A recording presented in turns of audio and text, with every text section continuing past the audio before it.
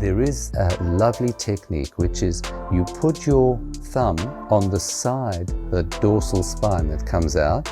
You put your thumb on that and you press sideways. And as I press sideways on that dorsal spine, I will stretch just that multifidus muscle.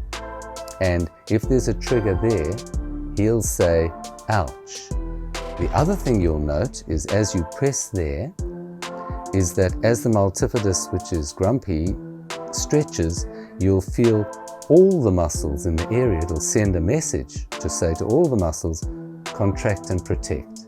So often as you press on these dorsal spines, you get a reflex protective spasm, which then goes away quite quickly. It's something that just comes up and goes away.